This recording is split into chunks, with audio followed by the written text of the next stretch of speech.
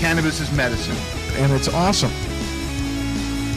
Then let's push the envelope on a bunch of issues.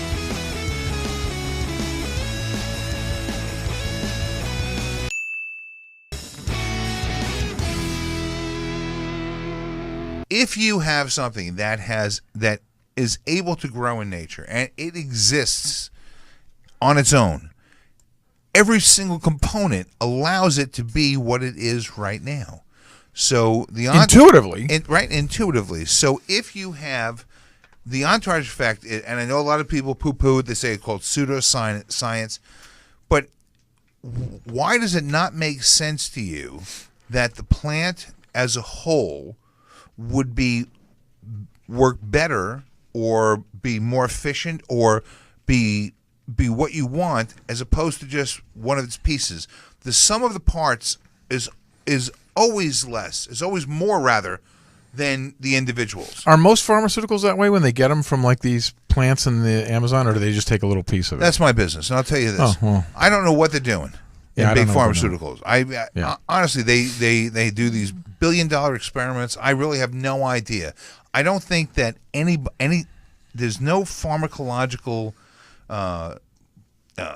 pills or tinctures or anything that's coming out right now that resembles what we have in the cannabis plant. It's completely different mind concept. You're trying to create something to decrease the blood pressure. So you're doing all these major experiments, and they're pinpointing one small chemical that's doing stuff. The cannabis plant is much more intriguing. It's right out of the ground without any nonsense. It's coming right out of the ground. Yeah. To me, it's an amazing amalgam of an enormous amount of components that have incredible medical effects that we cannot experiment with, we cannot prove with papers. We just can't do anything because it has been relegated to Schedule 1. Well, Frank, today's special guest is, she specializes in the development of cannabis extract treatments. Does she really? For seriously ill patients. This is the real deal, Doc. We've got a real guest today, and I'm very excited about it. I'm going to shut the microphone off, Ron, because I look forward to that too, Doc, as does our audience.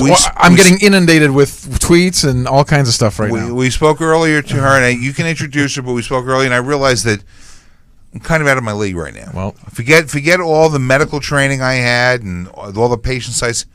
This is the real deal. This one does know a lot about cannabis, and we're very interested in learning more. This one right here. She also co-founded Aunt Zelda's Therapeutics, correct? Aunt Zelda's. Well, why don't you introduce her first? Everyone, this is Mara Gordon.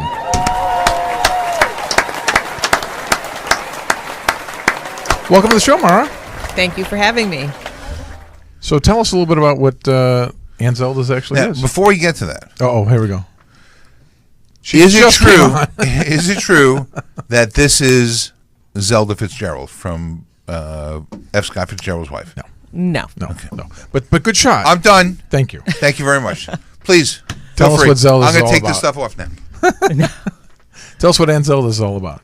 Aunt Zelda's is basically a company that I started back almost about 6.5 years ago, almost 7 years ago, to try to figure out the dosing conundrum. When I got into this industry, there was no way to dose accurately. There was no lab testing back then. It was people mom and pop in their kitchens, and I was thinking, well, I can do better. I'm a process engineer, and in order to do that, I have to have well understood medicines to treat patients and start collecting the data and looking at it. So from that, we grew Aunt Zelda's, and we've been treating patients for many years.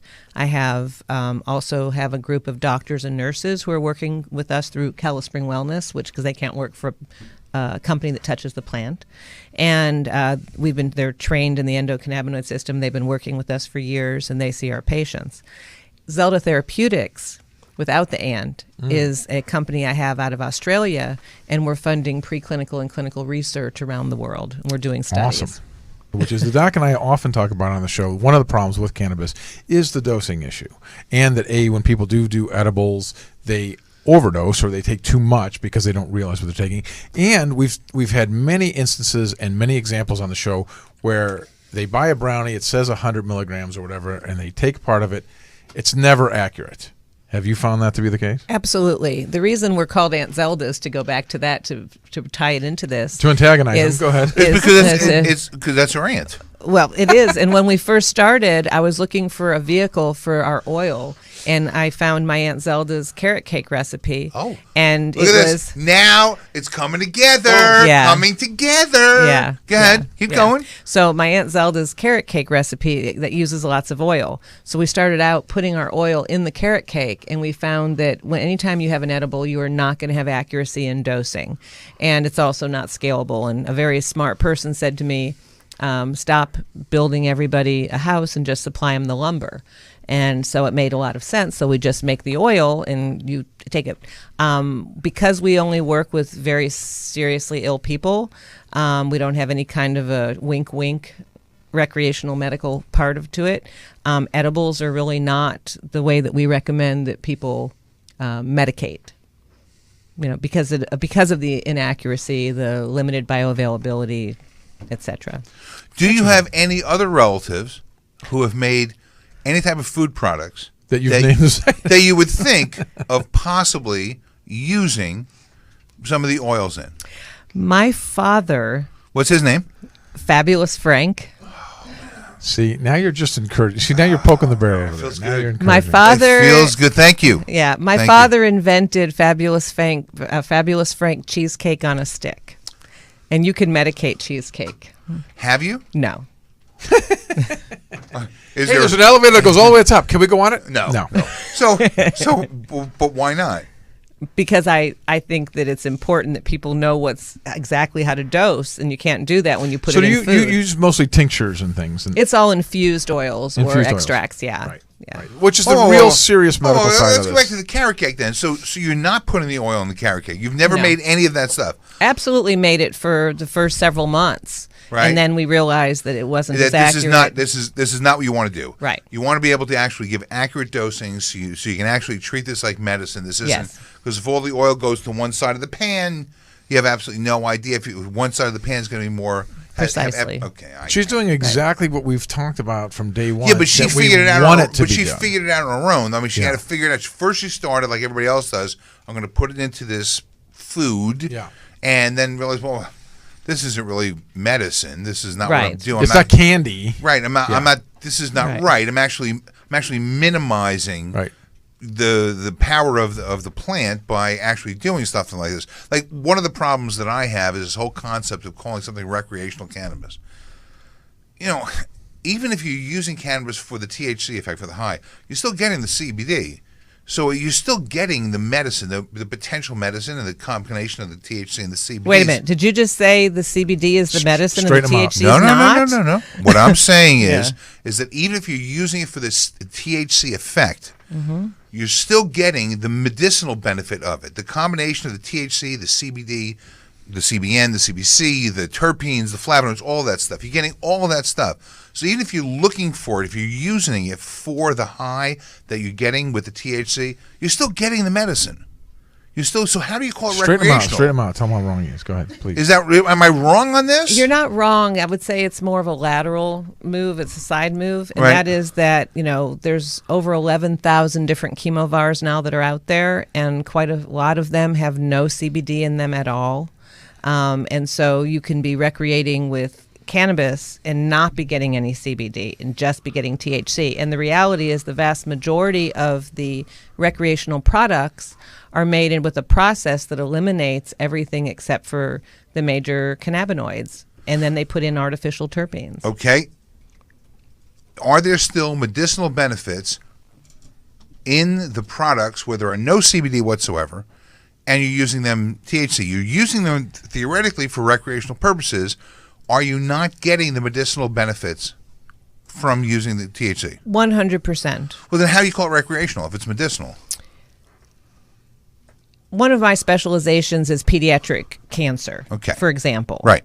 I work with people that would rather, and the vast majority of our patients do not have any interest in actually feeling the medicine and having it alter them in any way, which is, of course, always one of the obstacles to people using cannabis. Is they say they don't want to get high, they don't want to feel like they it's can't. It's almost a downside in that. It is. Right. It's a side benefit, side effect, depending on what side you want. If you're topo, you really want it. If you're exactly, right, I understand. Exactly, but it absolutely is medicinal. The problem is when people are using it recreationally, they're rarely using it in a way that's the optimally beneficial for them. Instead, they're using it more for the quick high. Right, but even suboptimally, they're still getting the medicine. 100% agree with you. So how do you call it recreational? If you it's about intention. It's about intention. No, I get that, but the side effect is the medicine. See, I just find that anytime you call something recreational, especially cannabis, when you're still getting the medicinal benefit of it, you're doing a disservice to the plant by even calling it recreational, because you're still getting the benefits. We don't know, even though you're getting the side effect or the intentional benefit of getting elevated, your body is still absorbing these chemicals that are essentially prolonging your life and healing you and all these kind of things. So to call something recreational, to me, does an enormous disservice to the plant. I don't necessarily agree with you on that. And I tell me think why. Love it. Because for example, I live in the middle of wine country, and we like wine. Most people do. Well, he doesn't. So people that have a glass of wine at the end of the day to relax, that's a medicinal, but if they're using it recreationally, their intention around using it is, I've had a long day, I'm going to have a glass of wine, I'm going to chill. Somebody else might say, I've had a long day, I'm going to chill, I'm going to smoke a joint or smoke a bowl or, whatever, eat a brownie.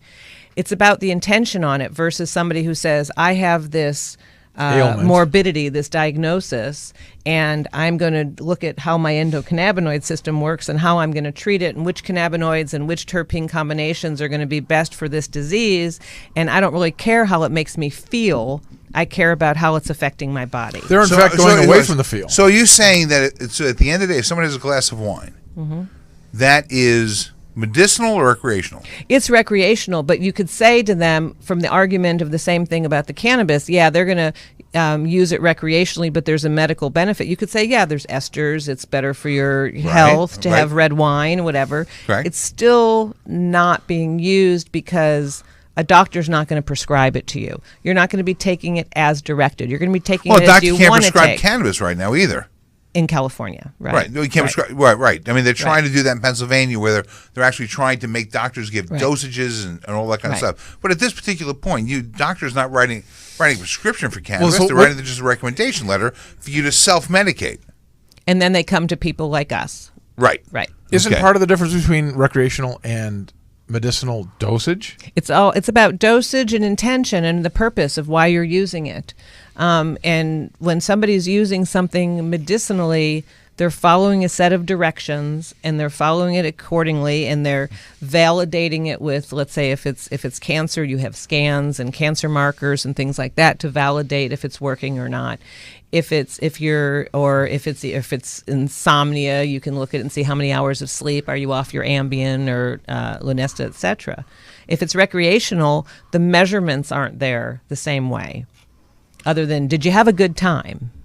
Well, yes and no, but remember, January 1st, the recreational market opens. So the same people who right now are getting recommendation letters in order to get their cannabis, in order to go to sleep, are now going to say, no, I'm going to use the recreational method of getting this. The same thing, I'm still going to use it for sleep, but they're calling it recreational. That's a product. That's saying a recreational product. I'm talking about somebody using it recreationally. That's not the same thing. The product is neither. The product She's is talking the product. about fun to go to a Rush show versus wait a second. They have cancer. Come January 1st, there are going to be recreational dispensaries. Is that a product? If all of a sudden... that's not what I'm saying. What I'm saying is if a person goes to a dispensary after January and they get their medicine, and I don't care if they get it from a recreational dispensary or a medical dispensary, but once they have that medicine, they use it for a medical purpose versus using it to just get high, then they're using it medically.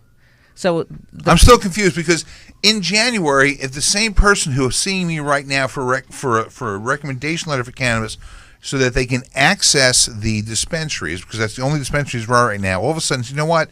I'm going to go to the same dispensary because now it's a recreational dispensary. I'll pay the higher taxes. I'm still going to use it the exact same way, but it is now recreational. I mean, they're not changing what they're using it for. So let me ask you a question. Please, because I want to know this. Do you truly believe of the people that are getting the 215 recommendations right now, just because that's required, that they're all actually using it medically? No, but I do believe they're getting the medical benefits. I completely agree with you on that. 100% agree with you. So that's why I don't like the term recreational, because they're still getting the medical benefits. When somebody comes to me and they say, "I'm sick, help me," right? Or they come to one and they say, "We're sick, help me." We go through a 300-point data point intake process, and we work with them. We look at their medical, and we look at their scans, and we look at their blood work, we look at the comorbidities, we look at all the family histories.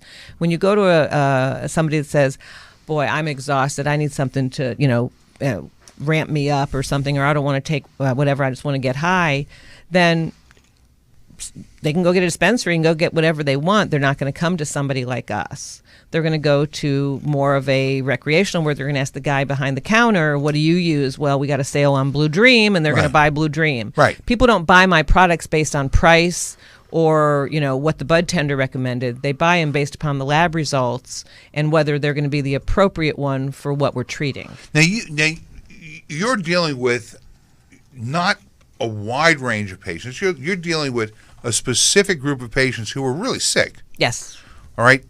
That is not the most common reason why people use cannabis in California. I mean, you know that. I mean, absolutely. We just did a study that we're getting ready to publish. 7,500 patients.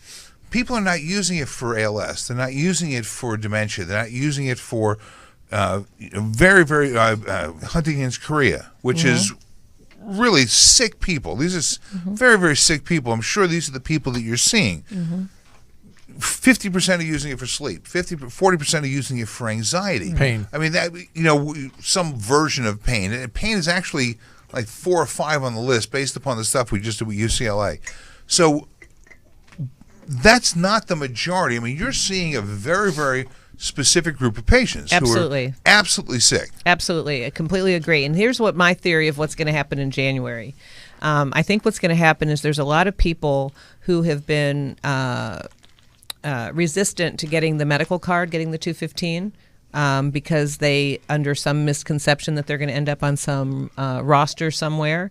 And so they have said, "You know what, I'm not going to do this." But once they don't have to do that and they just have to show their driver's license and be 21, it's going to open up a lot of people who are going to start using it and saying, "I'll pay the surcharge so that I don't have to register for anywhere." anonymity. For anonymity, exactly. And I mean, that's my theory. Which makes no sense because there are no, and with the lights people go don't know. And then the lights go out in Georgia, which makes sense because every conversation that a doctor has with the patient is covered by HIPAA. You can't release people this don't know information. that. And because of the whole feds thing that we always scare people with the feds, people are still nervous about that. No, I get it. But, I mean, I get this question all the time. I can't release this. I can't tell people you have diabetes. Hey, Mara, let me ask you this. Let's move forward with what you're doing here. Talk about how you actually test your products and how you how they're pure and clean and that kind of thing. How's that work versus if we go to the dispensary where Topo goes down the street here? Okay. What we do is we have people who grow specifically for us, and we test their flower. We homogenize the flower sample, and we send it in for testing. We happen to use, we've tried a lot of the labs, and the one that we find to be the most accurate is the Sonoma Lab Works up in Santa Rosa. And we send in the sample.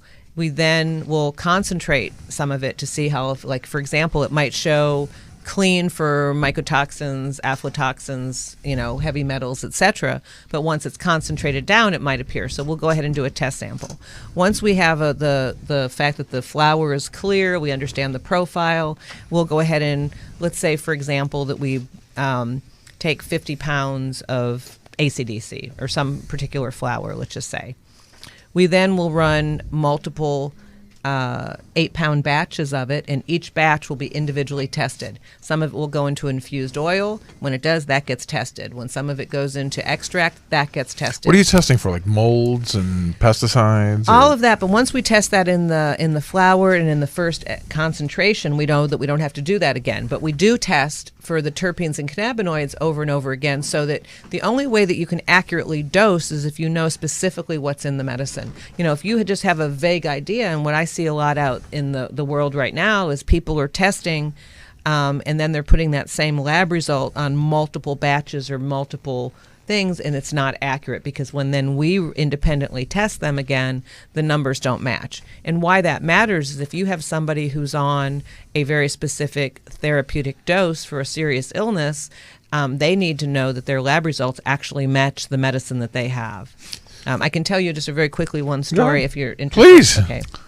I had a patient who came to us, and she was very excited because she independently lab tested our medicine at a lab that I won't mention, and they showed up, I believe it was either 15 or 16 milligrams per gram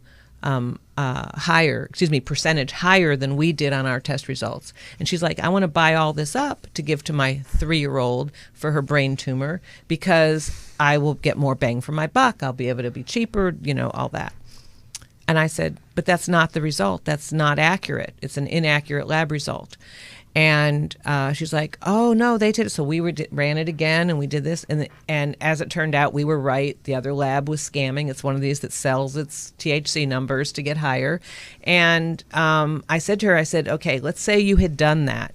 You would have thought you were giving her 300 milligrams, for example, and you would have been giving her more like 200 milligrams. And that is dangerous when you're dealing with serious diseases. Now, why can't the DEA, for real, speak with someone like yourself? Because you could give the right angle on this. Right. I was just invited to D.C. To go and do some That's the District of Columbia. District of Columbia. For the audience. Yeah, Capitol Hill. Right. I'll be going there on a Thursday.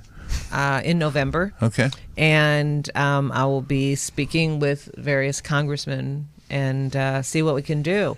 Because the work we're doing is, I wrote an article I was asked to write for the American Bar Association spring journal that they did, the sci-tech journal that they did on marijuana, they call it. And really outlining the industry and what's wrong with it and our obstacles and what's working. And also our vision for cannabis as medicine, because what I really want is, there's no such thing as a cannabis doctor. You're a doctor, and cannabis is a medicine. I tell people all the time, if people say, listen, you're a pot doctor. I'm an orthopedic surgeon. Right. Yeah, I'm not a pot doctor. Right. I'm an orthopedic surgeon. Right. So Please. what we say, my goal is to have cannabis just be part of the toolbox of the doctor, so that when you open up your PDR, it also is going to have, somebody has a certain, ICD-10 code on their diagnosis. Associated with that will be these pharmaceuticals and maybe some cannabidiol with a little bit of limonene thrown in.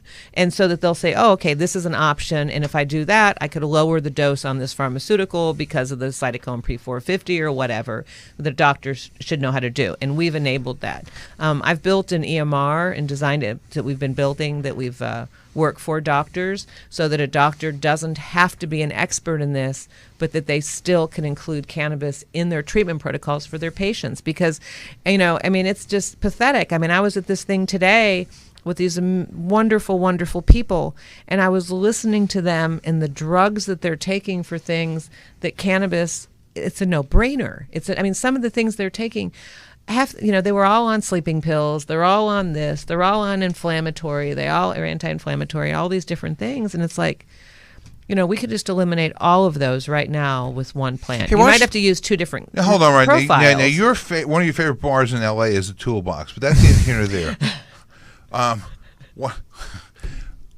Congress was just given this a letter recently by Attorney General Sessions saying, listen, I know that we're going to, in the past, you've handcuffed the Department of Justice for not going after the cannabis industry, especially in states that are legal, but could you please reconsider this? And it came up again just recently, and the Republicans in charge of the Congress said, we're not even going to put this on the floor. We're not even going to talk about it. It expires on September 30th. Right. And they're calling it a...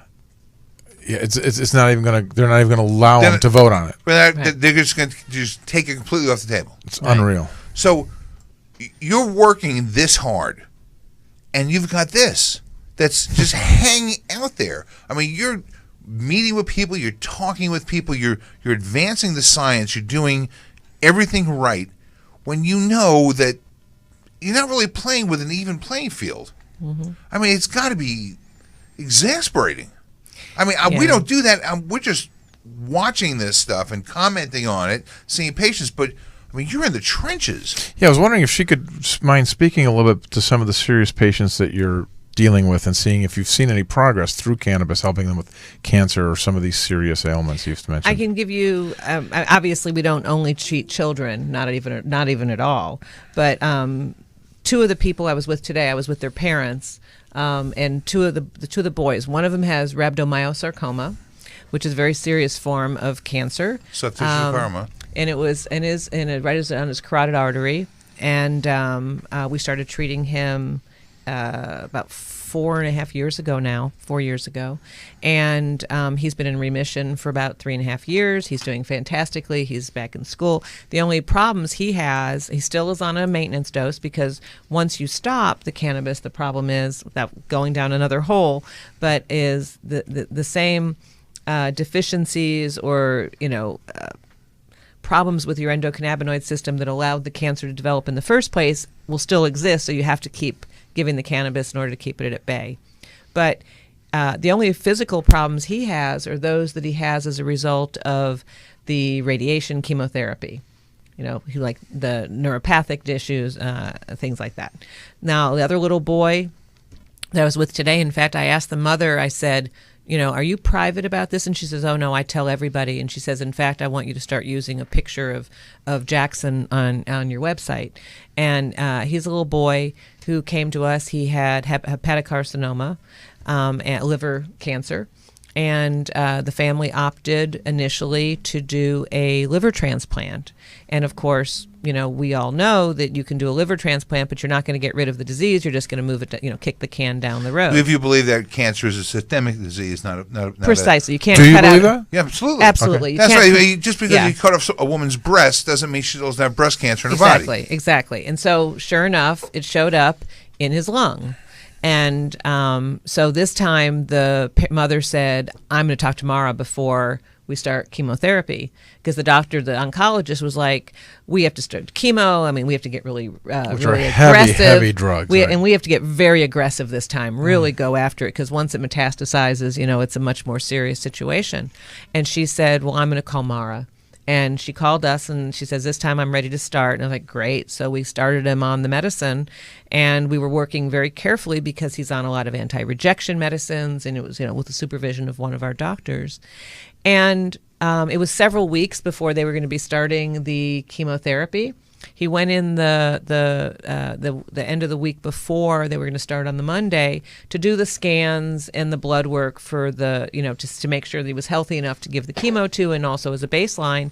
And lo and behold, there was no more tumor, and all of his numbers were normal. So the oncologist called the mother and said, I never thought I'd be making this phone call, but we're not going to do the chemo, and let's just watch this. And that was over 2 years ago. The kid's in school. He played at the Rose Bowl with Coldplay. He's a very, very, very active kid. He got bar mitzvahed in Israel. He's a normal, healthy kid using cannabis every day and going to school. Mara, could you talk to us a little bit too? Have you found that certain strains, certain terpenes, certain different elements of cannabis help in different areas? Like, I think you spoke about how ADHD, if somebody that doesn't have that would take it, it would affect them differently than someone who does. Correct. The same way that if a person were to take Adderall or Ritalin that doesn't have ADHD, it would be a speed. But if they do have it, it's very calming. You can say the same thing with a lot of the narrow leaf profile plants, which are more traditionally called sativa, which is kind of a whatever that means. Ish, But the narrow, right. the narrow leaf plants where you have the profiles tend to be more towards the alpha and beta pinene and plants that have more of a an uplifting daytime. If a person who doesn't have any kind of ADHD or doesn't have any kind of issues around OCD or even PTSD and all these other disorders, which is the D, by the way, then it might have the exact opposite effect. Like for me, I don't have those things, and I'm very much overactivated by them, and it makes me feel very jittery and very uncomfortable, and so I stay away from it. On the same hand, CBD, where people talk about CBD not having any psychoactivity, and that's just not accurate. In your article, you nailed it, and that's like what we have found in our practice is, with seeing thousands of patients, is that you have one of three responses. You have people who are going to be not feel anything, and you have people that are going to be very, very activated by it just the same way they would on something else, or it's somebody that gets very sleepy. Now, and the reason for that is, besides the fact that everybody's endocannabinoid system is slightly different, you also have the situation where because of the entourage effect, it's going to depend what the profile of the plant is where you're pulling out the CBD. When you're dealing with types of cancers where you have the ID1 gene, for example, we can do a lot more with CBD because of the way that it interrupts the translation of the ID1 gene. So I know this is probably getting too much in the weeds here, but no, She said he weed. loves this. He loves No, we're going to go to the Ask the Doc segment. We skipped the news because you're just so fantastic. We just skipped through that. So sorry, Emily. But here, Emily? yeah, she wants me to do the news, but we're not doing the news. I do have a question here from a viewer. They have, is it ulcerative colitis, UC. What do you think about for someone with that? What do you recommend in that? Well, for one thing, we don't stand on one leg and give recommendations on it because there's too many other conditions and there's too many things we need to know. There's 5 questions that are imperative that you know before you ever start working with it. You need to know, obviously, the diagnosis. It's very important to know the age of the person because we have found in our research that we've been collecting all this data all these years, the older the patient, the lower the dose. The younger the patient, the higher the dose. Exactly the reverse of what. And we have found that there's 0 correlation between milligrams per kilogram. It just doesn't. What does that mean, milligram per kilogram? In a lot Not of weight based. Yeah, in a lot of pharmaceuticals, they want to say how much do you weigh? Okay, we calculate that at Oh, 3 milligrams per kilo, you're going to take this. There's zero correlation on that when you look at that on a scale. So that's the first thing. But so you have to know and then you need to know what pharmaceuticals and what supplements this person is taking so that you can see if there's going to be any interactions or things that need to be potentially Now, hold on. tried. On this show, we say that there hasn't been really any interactions with cannabis. It's pretty much safe with most things. No, is that not true? No. The we know the selective serotonin reuptake inhibitors. We know that there's some reaction with those. We absolutely know. Everything else at this point hasn't been proven. I mean, Do you have things that you worry about? There are things that we've seen, like, for example, a paper just came out of Israel, I think a couple days ago, talking about immunotherapy drugs and like how the they Humira that are being used experimentally for treatments that when you take them along with cannabinoids, especially CBD, they do not work as well, or the results are not. What nearly doesn't work as well? The Humira, the immunotherapy, Right, and the right. results for the patient. It's like the actual outcomes. It's in Haaretz if you want to take a look at it. It's actually a pretty good article on it. I need to read the study, of course. But for example, I'm going to talk about tamoxifen. Tamoxifen is a very, very common drug given to women it's a target therapy for women with ER-positive, PR-positive breast cancer. It's a breast cancer drug. Its purpose is to be an estrogen blocker. Right. And because of the way that it metabolizes through the P450, it may or may not block the production of estrogen. So it's very important that when you're taking CBD along with this tamoxifen, that your doctor is aware to check your estrogen levels more regularly to make sure that it's in fact doing its job. There are other targeted drugs you can use instead that may not metabolize that way, so at least it's the knowledge is the power for the doctor to maybe try something different. You have people that talk about when they're using opioids, for example, and they start using cannabis. the opioids seem much stronger, and the reason for that is because of the way they metabolize through the liver. So they immediately will be able to drop their dose in half of the opioids and have the same benefit from it. So just go back to the tamoxifen. So the tamoxifen essentially blocks, right, the estrogen receptors. Is that correct? Yes. So you want to do more frequent follow-ups in order to, if you're using CBD, in order to do what? The estrogen is not going to change. The estrogen levels are going to be the same, correct? You want to make sure that it's actually blocking the production of estrogen. And how do you test that? I mean, can you? You're the doctor. Yeah, but I don't know how you test for. Yeah, no, you're the doctor. I am the doctor, but how do you test whether tamoxifen is blocking the? Well, I actually want to know. I don't even know this. I'm an Well, orthopedic spine surgeon. Right. You test the hormonal levels. That's a blood test. Right, but so you check the hormonal level, but that's not going to tell whether the tamoxifen is blocking the receptors. Well, if there's estrogen present that's being produced and you're taking something to block its production, You're blocking the receptor. You're not blocking the production. Right. Right. You're still going to produce the estrogen. You got to block. So it's like a catcher's mitt. Right. Right. The estrogen still's coming in. You Right. can have all the estrogen you want. You're blocking it where it actually hits the And targets. now you're completely out of my pay grade. Okay. That's Okay. when I send it over That's to one all of he our wanted to doctors. do. He waited 57 minutes to get there, Yeah. so he could feel that there you go. I'm actually. You got her. I actually No. want to know because I got right. patients all the time with breast cancer Right. who have estrogen positive receptor. I want to be able to answer these questions. Right. So one of the things that's why I started a medical practice, Calispring Spring Wellness, was because I don't want to be the one making these life and death decisions and understanding. I'm not a doctor. I'm an engineer, and I'm a process engineer, and I mean, I can tell you how to, build most things, but I'm not one to be able to tell you how to treat the body that way. So I understand the science of the endocannabinoid system. I understand the science of the plant. When it starts getting into how it's interacting with the diseases, I can look at what's going to happen theoretically, and then I need the medical community to be validating this, and the molecular biologists. For example, we're running preclinical research on HER2 positive and triple negative breast cancer right now at Complutense in Spain in Dr. Cristina Sanchez and Manuel Guzman's lab. We're funding it through Zelda Therapeutics, and that's what I presented on at Harvard Medical School in April, was the results of our in vivo and in vitro studies on that. We're then going to be having validated from the preclinical to be able to validate and to get the permissions to then do the human studies. But back to the woman with the the colitis, what Yes, I would please. say is... Don't change the subject, Ron. I'm sorry. I just didn't want to leave her hanging at that. But one of the things that she can do is she can do a combination of the raw cannabinoid of the THCA or the CBG. With the CBG, cannabidiol works very well on the gut. What we usually do with colitis and Crohn's and things like that is we'll do a combination of THC, THCA, and a little bit of CBD. The THCA is the raw, undecarboxylated, unheated. And in cases, depending on if they have fissures and things like that, then they'll also use a combination of suppository.